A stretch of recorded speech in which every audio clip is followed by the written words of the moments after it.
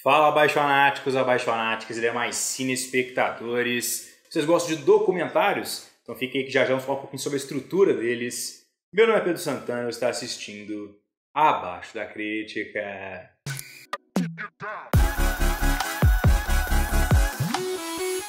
Bom, abaixonáticos, então recentemente eu vi alguns documentários, vi 3 ou 4 documentários em sequência, e uma coisa me chamou muita atenção, que a estrutura desses documentários me pareceu muito similar em todos os casos. Então eu quis fazer esse vídeo aqui para compartilhar com vocês o que eu estou pensando, de como é que funciona a estrutura de um documentário. Então qual foi a coisa que me chamou a atenção?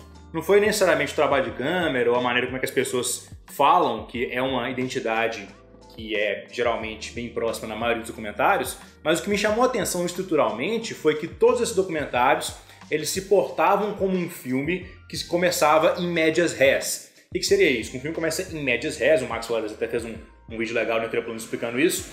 É um filme que começa em uma cena mais pro final da narrativa, depois ele regride até o início e conta a história até chegar naquele ponto que geralmente está perto do clímax. Então isso é feito para construir tensão dramática, isso é feito para dar revelações e surpresas de uma forma diferente, e é um recurso muito utilizado em vários filmes, por exemplo, desde Missão Impossível 3 até Vidas à Deriva, são filmes que utilizam essa característica de começar em médias res. Então Cassino do Martin Scorsese, enfim, tem N. Mas nos documentários isso parece ser quase uma regra estrutural deles. Por quê? Você vê, por exemplo, no documentário vencedor do Oscar Free Solo, que eu vi há um pouco tempo atrás. Free Solo, na medida que ele começa o documentário e apresenta para você qual que é a premissa dele, ele imediatamente já te fala qual é o seu clímax. E o resto do filme, a gente está construindo um setup para chegar nesse clímax. Então, no caso do Free Solo, é a escalada Free Solo, né? Ou seja, sem equipamento de segurança e sozinho, do Alex Honnold, do El Capitan, né? Um dos maiores montes lá do Parque Nacional Yosemite, na Califórnia. Então, a partir do momento que começa o documentário, a gente já tem essa premissa mais ou menos. A gente tem a apresentação e a exploração do Alex Honnold como pessoa, e o que ele já fez, mas a gente tem imediatamente a premissa de que o objetivo do documentário é retratar a jornada dele até um ponto específico. Isso é verdade também para, por exemplo, o documentário que eu vi Behind the Curve, tem um documentário sobre terraplanismo. Assim que o documentário começa, ele já te fala, olha, vai ter aqui uma convenção de terraplanismo internacional em Raleigh, na Carolina do Norte. E basicamente toda a premissa do filme é o desenvolvimento de como as pessoas chegam até essa conferência, dos personagens diferentes dentro desse mundo muito louco aí do terraplanismo. Então, essa premissa já é estabelecida de cara. No documentário Sour Grapes, a gente tem ali um documentário sobre vinhos muito caros que são falsificados e forjados, e a gente tem a apresentação disso logo de cara e a gente constrói até esse momento narrativo. Então achei muito interessante como diversos documentários de matérias muito diferentes abordam sua estrutura de matéria muito similar. Então a gente tem primeiro uma apresentação de um personagem principal, de algum núcleo de personagens principais que são explorados, geralmente conversando com a câmera. A gente nunca escuta a pergunta do documentarista, né? Mas a gente escuta a resposta ali do sujeito, e esses personagens são colocados meio que uma estrutura narrativa convencional de 3 atos, culminando em um evento que já foi ali estabelecido anteriormente no início da narrativa. Então é muito interessante como é que eles se comportam de maneira próxima a filmes tradicionais que a gente pensa de ficção, né?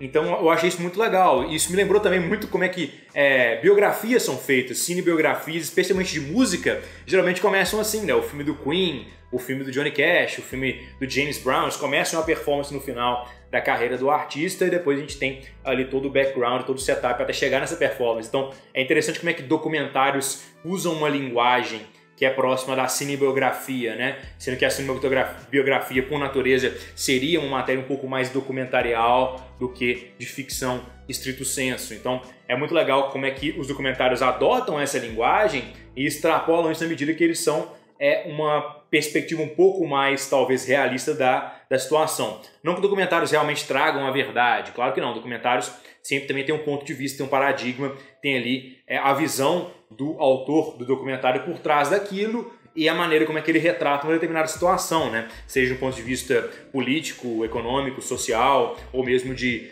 principiológico, isso aí é português. Principiológico, os documentários abordam essa natureza de forma muito recorrente, mas o que me chamou a atenção foi isso. Então, eu queria saber de vocês, os documentários que vocês assistiram ao longo do tempo também tem essa estrutura, é algo que só eu percebi que está relacionado a muitos dos documentários que eu tenho visto recentemente, porque realmente isso está presente na maioria deles.